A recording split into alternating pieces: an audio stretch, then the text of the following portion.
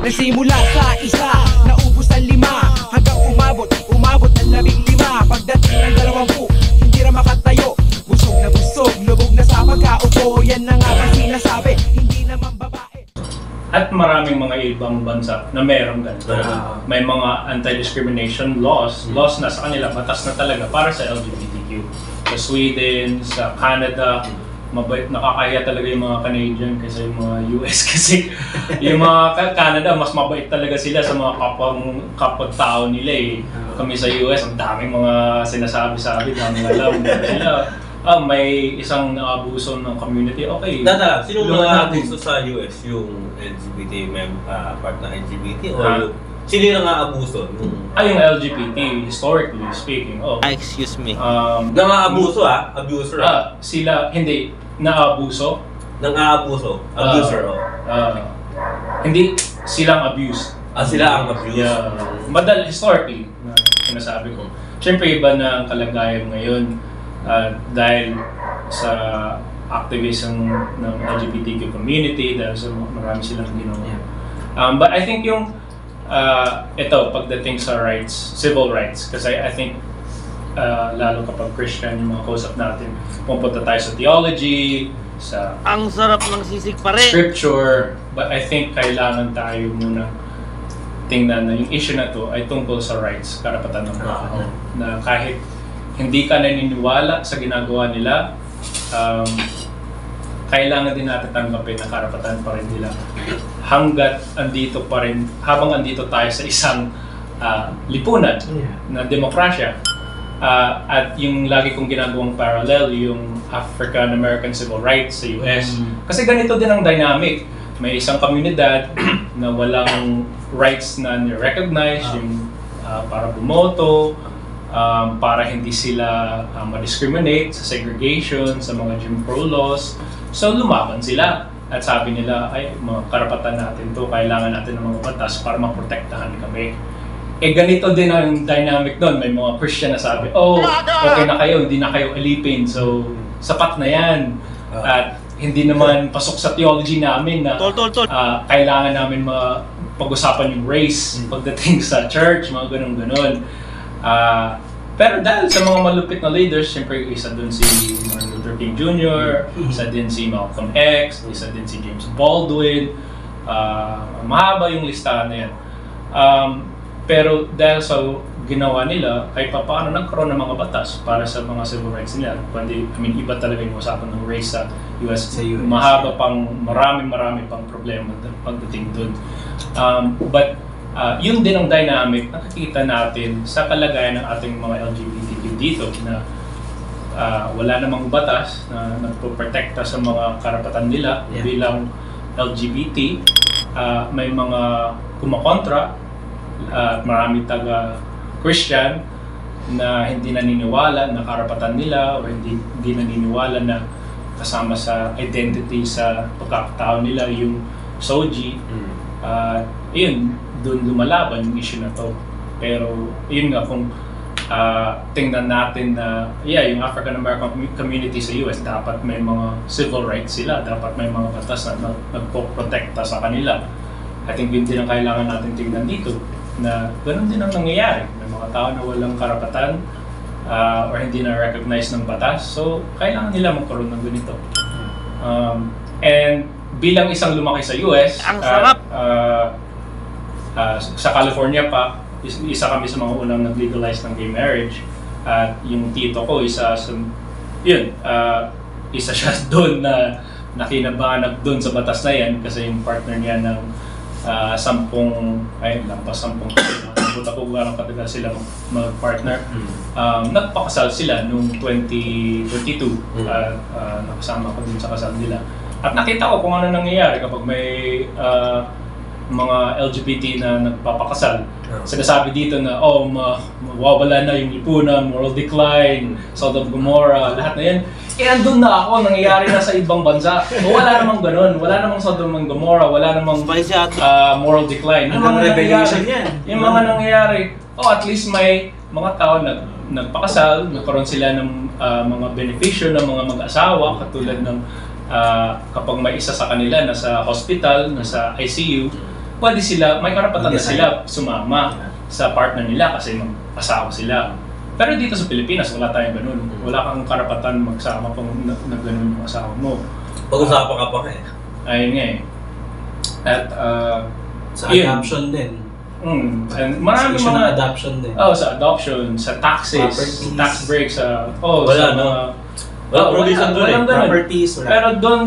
Pero doon at least may mga ganun. Pare, i-shot mo, And, pare, i-shot mo. Actually, yung ironic talaga kasi yung pamilya namin, evangelical talaga, yung conservative. Yung tito ko, hindi. Siyang, sinasabi nila, backslide, whatever. Dahil alam mo, 4 sila magkakapatid. Nanay ko, ang panganay, tapos may 2 akong tita, tapos yung tito ko ang bunso. Sa kanilang lahat, yung nanay ko, naghiwalay sila ng tatay ko. Yung pangalawa, naghiwalay din. Yung isa single. Pero sa lahat sa kanila na may healthy na relationship, na may marriage, ay yung tito ko na may husband, na asawa na gay. Oo, siya ang pinaka-healthy at hindi sila naghiwalay. Pero yung mga sinasabi nila na moral decline, ganito ganyan, mangyari kapag magpapakasal na yung mga yun. I think isang halimbawa yung pamilya namin, tingnan mo, yung mga evangelical talaga na naniniwala sa lahat ng mga yan, yung mga Romans 1, yung mga Genesis 1-2, yung Leviticus 25, naniniwala sila doon. Tingnan mo, naghiwalay sila. Pero yung tito ko, sila pa rin. At ako pa nagsalita sa kasal nila. So, ganda. I think kaya yun yung isang kulang sa ating mga simbahan ay hindi nila nakikita na meron palang mga ganitong kwento at kailangan tingnan. Kailangan makita yung mukha sa mga ganitong batas. Yung mga pangalan na apektado. And pag nakita na nila, I think sana magkaroon ng pakikiramdam sa kanila, malasakit. May tanong muna ako sa kanya, sir. Sige lang. Bilang never nakatungtong sa US, ang naririnig ko madalas is pag napasa yung SOGI bill, which is meron ng law sa US niya, di ba? Lagi sinasabi ng mga Pilipino, magulo yan pag nangyari yan dito sa Pilipinas. Ganun lagi sinasabi, magulo. Parang mas magulo. Kumbaga, magulo na tayo dito sa Pilipinas. Pag pinasa pa yan, mas magulo lalo. Magulo pa lalo. Anong masasabi Dito? ko? I mean, hindi ko alam kung anong ibig nilang sabihin ng gulo at saan nila nakikita. I think sa totoo lang, I think maigi kung tanungin natin yung ating mga LGBT, lalo yung mga aktivista. Kung pasado yung LGBT, yung SOGI bill at naging batas, actually I think maliit na bagay lang yun. Marami pang kailangan gawin para magkaroon sila ng equal na civil status. I mean, kung ganito kahirap at kung ganito katagal sa Congress, yung SOGI bill, imagine kung gaano pa katagal yung marriage equality para magkaroon sila ng karapatan para magpakasal. Ang tagal pa yun. So, kahit pasado to, ay para sa akin, wala masyadong mababago sa ating ngayon. Malaking bagay syempre sa ating mga LGBT na meron silang at least legal protection na wala dati.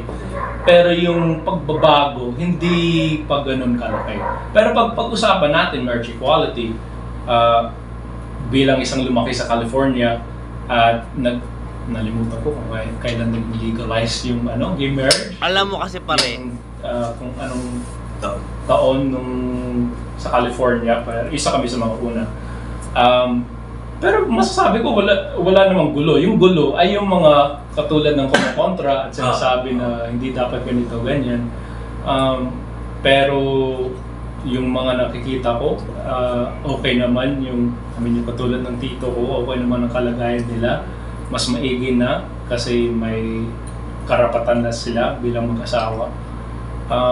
And lagi may ganun, I think binanggit ko kanina, pero kapag may majority na may pribilehiyo, kapag magkaroon ng boses yung minority, lagi sila iingay. At siguro yun ang gulo.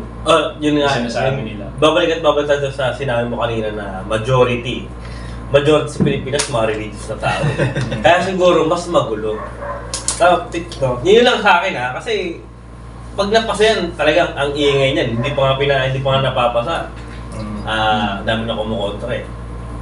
So yun lang naman yun. Sir James, ang question ko sir is, bakit kaya hindi siya maitaw-ituin? Anong mga rason aside dun sa sa religious factor na mga group na against dun? Or kung sila pa rin, ba't kaya ang tagal? Well, from a policy making perspective, syempre, isa sa titignan mo rin dyan, ano rin ba yung values ng policy maker mo?